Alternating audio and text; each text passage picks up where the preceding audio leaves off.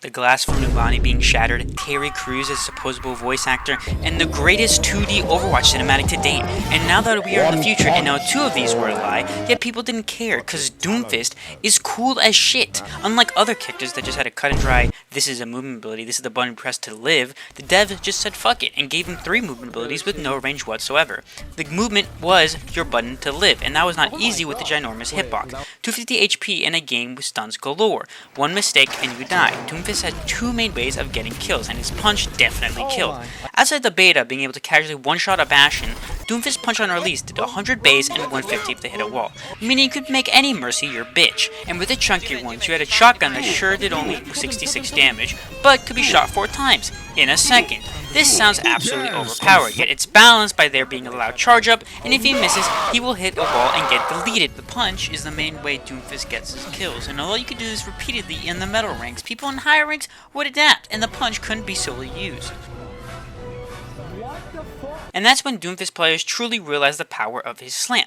How his seismic slam worked back in the day was that the longer you were in the air, the more damage you dealt with a slam, and it could do up to 125 damage, which then could be followed up with uppercut and shotgun. You could manipulate the slam since Ruse didn't count as touching the ground, meaning you could position yourself on a roof incline, slam towards the incline, and since it would take longer to go down, you will get a max damage slam. So the goal was to use seismic slam at high elevation or a roof, hit them with a 125 AoE, which was 20 meters long and also pulled you into the Doomfist. Then you could just clean up with the uppercut, then shoot.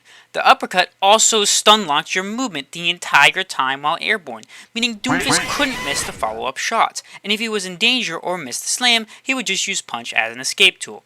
Now, that sounds absolutely broken, but it was kept in check by 2 things, stuns and movement. Oh, now you fucked up! Stuff like McCree Flashbang could just annihilate him, and each stun the enemy had mean the Doomfist would have to play around, since getting hit by 1 would mean death. The second thing keeping him in check was dive, since he whiffs more often, and they could get you when you try to run away. But there's a secret third thing, and that was the absurd amount of bugs, because he was by far the most buggiest character in the game. Punch would just not work, his slam would not hit, and the biggest bug, which is not around anymore, Doomfist old killing something. Now, when Doomfist released, he filled a certain niche, and that was to punish low mobility characters. Whenever Doomfist used a cooldown, there was a great amount of risk, with high mobility characters being able to dodge more of his abilities and punish more easily when he escaped, the biggest one being Tracer, who would eat him alive. Now, when it comes to low mobility, he would absolutely dominate, since he would obliterate ground tanks and supports. Doomfist didn't do the best, and that was because he was a very difficult character to play, the hardest in the game.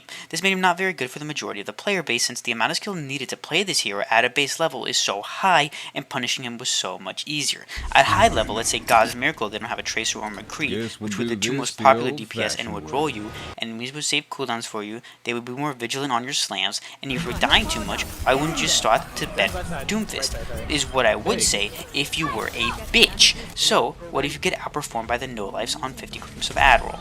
We are Doomfist. My brothers, we must rise up and take our stand. So what if you perform badly? God damn it. With microbuffs not doing anything, changes to other heroes greatly helped him, and while he was decent in double sniper meta, the biggest buff he received was the introduction of Brig.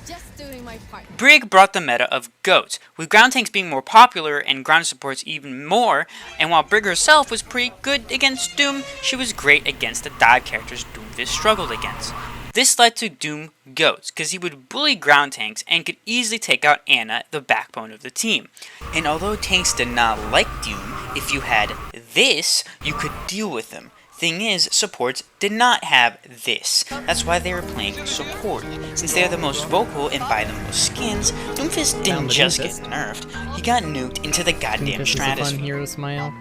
Doomfist is easily and by far the #1 hero I would delete from the game, with 0 regrets. The biggest change was the removal of airlock with the uppercut, where it's not an instant kill anymore. The slam is way harder to hit now, and the ultimate is now worse against tanks. The problem was he wasn't getting replaced by a better DPS, he was just getting replaced with a support. This marked the official death of DPS players in esports. Now, a few months later, he got a compensatory buff, reducing his cooldowns. This buff came in with a ton of other tank buster DPS changes, since they were trying to crack down on goats. Now, while the idea makes sense, esports players still ran 3 tanks, 3 sports. So now, you just got a bunch of broken tank busters terrorizing low elo, where you are lucky to get a single tank on the team.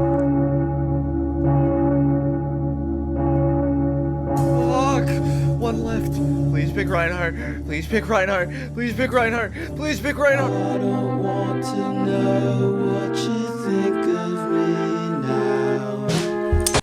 Because of Overwatch's failed attempt at balancing Brig, they introduced role lock. Queue up for a match, you will be asked to pick a role between support, damage, or tank. The horrifying truth that role queue is still in the game. This traded one problem of goats to another problem, double shield. All the makeup of double shield was slow, ground tanks and supports, with fights lasting an absurdly long time. Cause Doomfist ignored shield and break through heavy sustain, he was very good against the grounded meta. With the double sniper meta and Doomfist being busted, Kree shot up just to counter him, and the rat, cause one flashbang would kill him. And while his nerf was a setback, it was not heavy enough to knock him out of the A tier spot. The main reason why Doomfist was so good is because he could counter a lot of the bullshit they had in the game. A good Doom player could play around everything, and with the skill ceiling being limitless, you could always improve your worst matchup. There was a silly little technique getting popularity around this time. Punch is balanced by the fact that it goes in a straight line. If it could go in any direction, well yeah, that would be very fun, but it wouldn't be fun for anybody facing the Doomfist. Oh wait, yeah, this is trimping, and by punching certain elevation, it tricks the game into thinking you are still going horizontally, but you're instead going diagonally. This was seen back in 2017, when he came out, but the thing is, these were the top 500s in 2017. What the fuck is this piece of shit? This caught the attention of the devs, stating they were going to remove it, for the little funny ha-ha thing is now used to land multiple kills a match. It was never intended, and it would get the same fate as Catapult Dragonblade. The dev realized that removing trimping would just remove the skill of the character, and that wouldn't be a good idea, so instead they decided to nerf some stats. Where Punch has a longer charge up, and the passive is slightly worse, all in all, this means it's hard to get out if you mess up. He was still played after the nerf, but over time, he just fizzled out more and more. Of course, OP characters like Echo didn't help, but he has such high risk to it, it just made it more sense to play easier characters. Doom is one of those characters that has tools for every situation, but to use the tools you need the skill, and that greatly contributed to his popularity. A character with 3 movement abilities was not only fun, but had a lot of depth, and with Overwatch 2 they removed that depth. When designing Overwatch 2, their goal was to remove CC from DPS and supports, with very few ability access. Doomfist completely broke this philosophy, since all his abilities were CC. The off-tank got snapped, in favor of 5v5, so it would be hard to punish him. DPS Doomfist in 5v5 is a balancing nightmare, but at the same time, this ain't Doomfist. The ultimate now slows, whatever. The punch no longer one-shot, which is like, yeah, having to deal with a one-shot would be bad design. No, I don't want to go! But as a trade-off, it now does AoE damage, meaning you can punish clumped up enemies, which I do like. The slam was also changed. It no longer pulls enemies in or scales up a damage, doing 50 damage flat, but it now has a bigger radius. This is lame as hell, and removes all skill. If I wanted to play the monkey, then this guy. And the uppercut got axed in favor of the sustain button. And what did they do? Well, 80% damage reduction. You also barely move while using it and can get stunned out of it. If you mitigate 90 damage, you get Empowered Punch, which is basically old Doomfist Punch. This is also lame as hell since it has the same balance problem as Fortify, where it's just not interactive. You basically can't move, but you have so much damage reduction you just become an iron wall until a CC shows up. Now in Overwatch 2 Beta, Doomfist was considered one of the strongest characters in the game, until he got nerfed, and he was the worst tank in the game. Now you might be wondering why I'm saying Giga Nerfed and I showed this. Well, that's because this change is not shown on the wiki, and I can't even find the patch notes for it on Blizzard's website. I know this because the cooldown is 3 seconds in the footage, but nowhere does it say the punch was nerfed for 3 to 4 seconds. And I know it came with multiple other nerfs to punch from my memory, so something happened. Was Doomfist broken in the beta? Probably not. It's just overhype and people not knowing how to fight him. But he was decent, and they gutted him. First time. Now, how do you get a character out of a throw pick? Well, just crank up every number. Power block is now good, sustain is better, his meteor strike went from the worst ult to the worst ult, and 3-second punch was out. Now, I get it, he was bad, but holy shit. How would this not break the game? The era of Godfist was upon us, and any decent Doom player would become a server admin, and this might genuinely be the strongest a tank has ever been in Overwatch. Going so soon?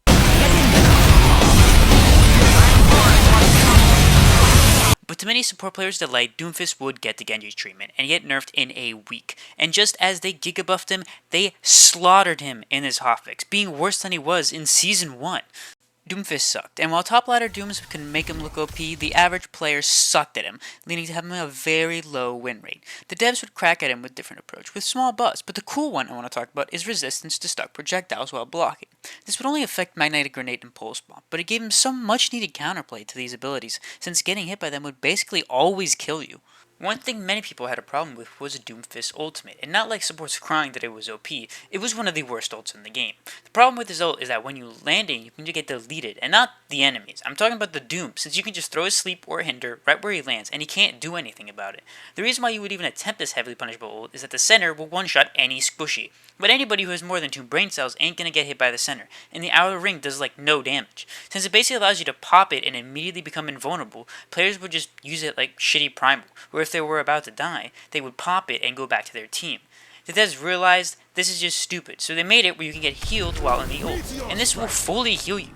You can go in, use all your cooldowns, pop ult with 1 HP, now land on them and do it again. Now, this is an actual ultimate, and even though it ain't no primal, it still has got it pretty good compared to others. Doom sat in a comfy spot after all the buffs he received, since the higher flexibility meant he could counter more of the bullshit the enemies had. People really misjudge how useful flexibility on tanks are, since when people are losing, they counter-swap the tank, always. And by having tools to deal with your worst matchups, it makes the character feel a lot better. The 2 big counters were Sombra and Cass, since they would press a button and now you can't have fun, but they were manageable. What wasn't manageable was Season's 8 new hero release, a walking iron wall that outputted Bastion level damage.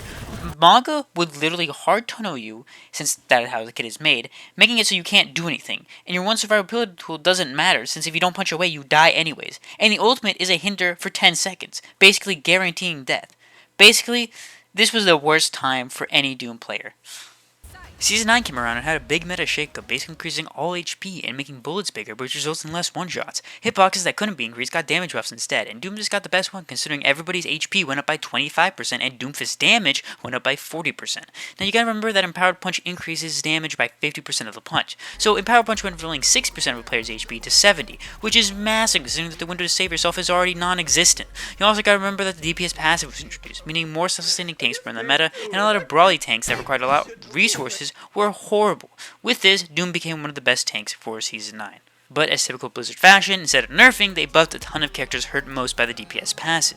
But in that same update, they also nerfed the DPS passive. So a lot of the characters that should stay in the trenches became meta, and playing Doom at this time made Valorant look fun. But don't worry, because Doomfist got buffed, and it did 15 damage. And with Doomfist counters being nerfed, he's at a nice good spot, which is great since Doomfist is not exactly the peak of being fun to fight against. What is this? But tanks aren't fun to play, and instead of nerfing the stuff that makes tank not fun, or giving more options, they buffed every tank an absurd amount. Headshot reduction, ultimate charge reduction, DPS passive nerf, and buffs to every single tank. And while some became hard meta overnight, Doomfist didn't get as buffed as the rest of the tank. Basically, his passive is just now slightly better, which don't get me wrong, is nice, but sometimes literally got their DPS doubled. Thing is, Doom is still really goddamn good, yet he doesn't feel the same. Because he is now a tank, you have to be more on the front line. You have to peel for your teammates, all your dives need follow-up. The skill is also lost, where before your movement is the sustain, but now having the more HP just means you are punished less for your mistakes, and the block does the same thing. All the skill from the uppercut is gone, and the slam no longer scales, so any point of surfing on roofs is gone. The diving glass cannon, the most skill-intensive character in the game, is dead. He isn't the hardest hero, let alone the hardest tank. These are not the same characters. What you are left with is a husk of a character, something the devs will never bring back since its old design is one-shots, crowd control, and bullying supports. Yeah, that is a nightmare to balance, but that was his identity. Hanzo went through the exact same thing where he was alright and sucked to fight against, then Season 9 where he was just as good but they removed his identity, and now he is dog-ass but he keeps his identity. There really is no winning with Hanzo, same as there is no winning with DPS Doom. But hell, I'd rather get a version of a hero that is bad but cool than a shitty. That's all I got for you lots. See you next year. I do think that my gorilla buddy, Doomfist, is